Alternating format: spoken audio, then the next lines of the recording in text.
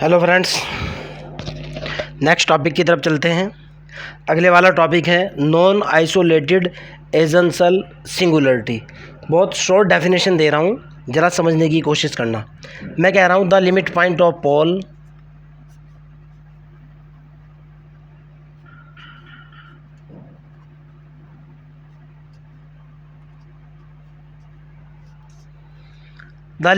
Of poles of any function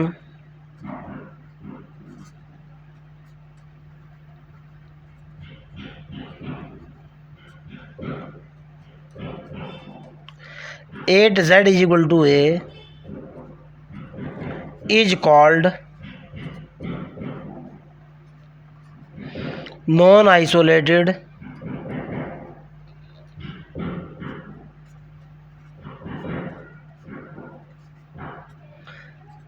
essential singularity।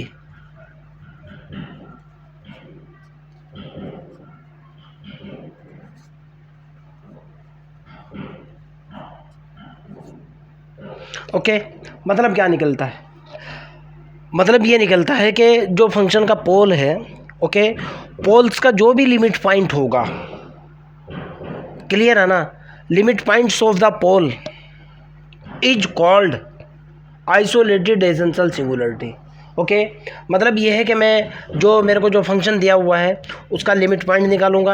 अगर मेरे पास limit point निकल करके आता है, उस पर्टिकुलर लिमिट पॉइंट के ऊपर जो सिंगुलरिटी होगी वो नॉन आइसोलेटेड एसेंशियल सिंगुलरिटी होगी। क्या कहने की कोशिश कर रहा हूँ, ज़रा समझने की कोशिश करना। ओके, मैं क्वेश्चन उठा रहा हूँ ताकि आपका कंसेप्ट क्लियर हो। मैं कहना चाह रहा हूँ कि find the singularity, find the types of singularity.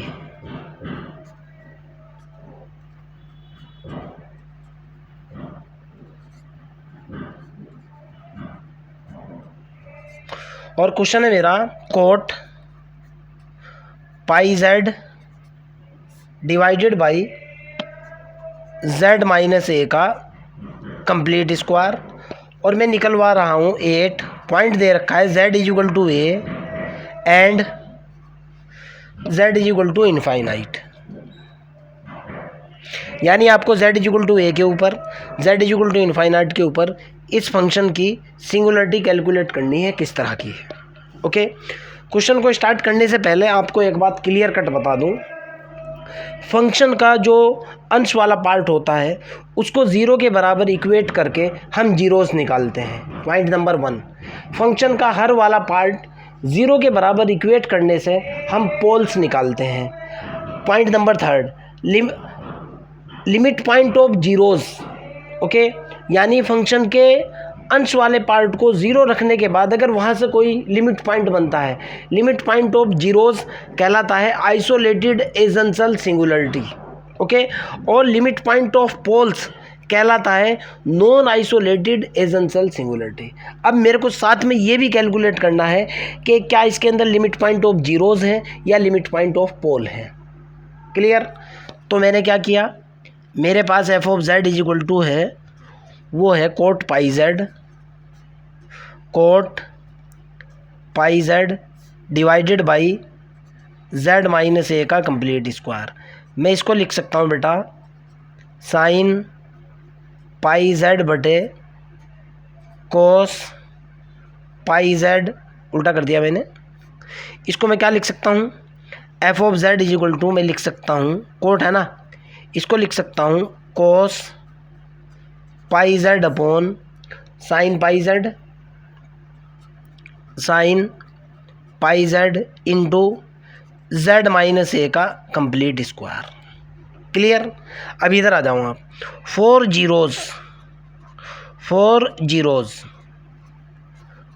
के लिए फंक्शन के अंश वाले पार्ट को ज़ीरो के बराबर रखा। क्लियर?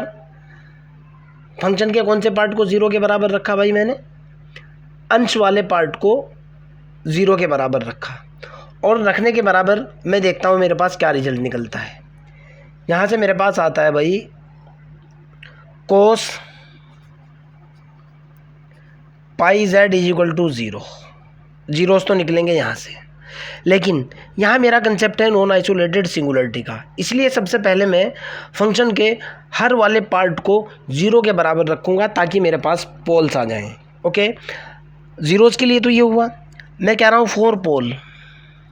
4 पोल्स फंक्शन का हर वाला पार्ट, ये होगा sine pi z into z minus a का square is equal to 0। Clear है ना? यहाँ से देखता हूँ मैं, सबसे पहले मैंने z माइनस ए का स्क्वायर इसको 0 के बराबर किया, z बराबर निकला a, पावर कितनी है 2।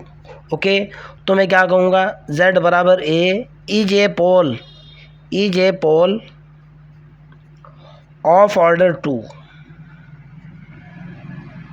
एक चीज़ तो क्लियर हो चुकी, सिंपल पोल का तो पता लग चुका कि z is equal to, okay, function के अंश वाले पार्ट को 0 के बराबर रखा और यहाँ से z इज इक्वल टू ए निकल कर के आया, अर्थात z इज इक्वल टू ए जो है ये वाला क्या है, पोल है जिसका ऑर्डर कितना है 2 है। अब इसको देख लेता हूँ। आप यहाँ एक चीज़ और देखो बेटा, आपके पास 2 क्वांटिटी हैं, एक साइन पाई जेड है, एक जेड माइनस ए का कंप्लीट स्क्वायर है जो कि 0 के बराबर है। हो सकता है 0 के बराबर हो सकता है ये 0 के बराबर हो। अब मैं क्यों बता रहा हूँ ये बात, a इंटू बी अगर 0 है तो इसका मतलब निकलता है या तो a इज इक्वल टू 0 है या फिर b इज इक्वल टू 0 है। सेकंड पार्ट को देखता हूँ। अब मैंने क्या किया, यहाँ से मैंने सेकंड पार्ट 0 के बराबर रखा, sine pi Z is equal to 0 और इसके ऊपर टिक्नोमेट्रिकल कंसेप्ट लगाया, ये निकला sine pi Z is equal to निकला साइन एन पाई। क्योंकि साइन एन पाई की वैल्यू कितनी होती है, वो भी 0 के बराबर होती है। साइन से sine cancel, pi Z is equal to मेरे पास कितना निकला, ये निकला एन पाई, इससे ये ख़त्म, z इज इक्वल टू कितना निकल गया n। अब मेरे को ये देखना है कि लिमिट पॉइंट मिलता कहाँ है, ज़रा समझने की कोशिश करना। चेक किस पे करना है, z is equal to infinity पर। सपोज दैट ओके, जब मैं n की वैल्यू 1 डालूंगा ये निकला, n की वैल्यू 2 डाला पॉइंट यहाँ निकला, n की वैल्यू 3 डाली पॉइंट यहाँ निकला, n की वैल्यू 4 डाली पॉइंट यहाँ निकला। जब मैं n की वैल्यू इन्फिनिटी डालूंगा तो इन्फिनिटी पर मेरे को इन्फिनिटी के आसपास बहुत सारे पॉइंट्स मिल जाएंगे ना, बहुत सारे पॉइंट्स मिल जाएंगे। क्लियर है ना? n इज इक्वल टू यहाँ n बराबर कितना होता है, मैंने आपको बताया था लास्ट लेक्चर के अंदर भी ये वैल्यूज़ होती है। z is equal to infinity पर बहुत सारे पॉइंट्स मिल जाएंगे, बार बार इन्फिनिटी मिलता रहेगा, यानी पॉइंट का जमावड़ा मिल जाएगा। तो z is equal to infinity क्या निकल जाएगा, लिमिट पॉइंट हो जाएगा। क्लियर है ना? और लिमिट पॉइंट किसका होगा, अब सवाल पैदा ये होता है, अगर अंश वाले पार्ट को 0 के बराबर रखता तो लिमिट पॉइंट ऑफ जीरोस था, हर वाले पार्ट को 0 के बराबर रखा है मैंने, साइन पाई जेड को 0 के बराबर रखा है, तो क्या होगा, limit point of the pole. Okay, तो z is equal to infinity क्या है भाई, z is equal to infinity मेरे पास क्या निकला, इज लिमिट पॉइंट्स ऑफ क्या निकल गया भाई, लिमिट पॉइंट ऑफ क्या निकला, पोल निकल चुका।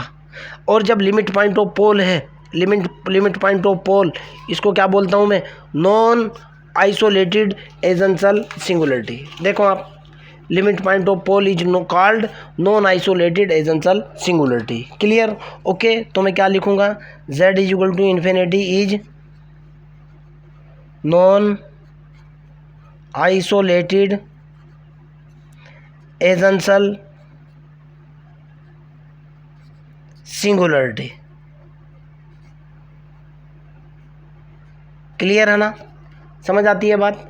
एक बात और भी है बेटा, अगर मेरे पास नॉन आइसोलेटेड एजेंशियल सिंगुलरिटी निकली किसी क्वेश्चन के अंदर, तो आइसोलेटेड एजेंशियल सिंगुलरिटी नहीं निकलेगी, और अगर आइसोलेटेड एजेंशियल सिंगुलरिटी निकली तो फिर नॉन आइसोलेटेड एजेंशियल सिंगुलरिटी नहीं निकलेगी। ध्यान से सुनना, यहाँ मेरे पास क्या निकला, लिमिट पॉइंट ऑफ पोल निकला। लिमिट पॉइंट ऑफ पोल क्या होता है, नॉन आइसोलेटेड एजेंशियल सिंगुलरिटी। अगर नॉन आइसोलेटेड निकली तो आइसोलेटेड नहीं निकलेगी, और अगर आइसोलेटेड निकली तो नॉन आइसोलेटेड नहीं निकलेगी। कहोगे कैसे? फिर क्वेश्चन पैदा होता है कि सर कैसे भाई, आइसोलेटेड सिंगुलरिटी निकालने के लिए मैंने इसको 0 के बराबर रखा, अंश वाले पार्ट को, यानी cos पाई जेड को मैंने किसके बराबर रखा, 0 के बराबर रखा। ओके, अब मैं यहाँ से अगर पाई जेड की वैल्यू निकालना चाहता हूँ, आपको पता है क्या निकल करके आएगी, मेरे हिसाब से तो नहीं निकलेगी भाई, समझ आती है मेरी बात? क्लियर है ना? ओके, पाई जेड की वैल्यू यहाँ से कैलकुलेट ही नहीं हो पाएगी, अर्थात आइसोलेटेड एसेंशियल सिंगुलरिटी नहीं है, नॉन आइसोलेटेड एसेंशियल सिंगुलरिटी है। और कौन सा पॉइंट है? z is equal to infinity is non isolated essential singularity, non isolated essential singularity. अगर फिर भी आपको कोई डाउट लगता है, you can directly ask me. तो मैं आपको बता चुका बच्चों, अब तक पोल आपको बता चुका, जीरोज आपको बता चुका, आइसोलेटेड सिंगुलरिटी बता चुका, रिमूवेबल सिंगुलरिटी बता चुका, नॉन आइसोलेटेड सिंगुलरिटी बता चुका, आइसोलेटेड एसेंशियल सिंगुलरिटी बता चुका, नॉन आइसोलेटेड एसेंशियल सिंगुलरिटी मैं आपको बता चुका हूँ। अगर फिर भी आपका कोई डाउट रहता है किसी भी तरह का, आप कमेंट बॉक्स के अंदर जाइए, क्वेश्चन को डालिए, I will help you. Okay, bye.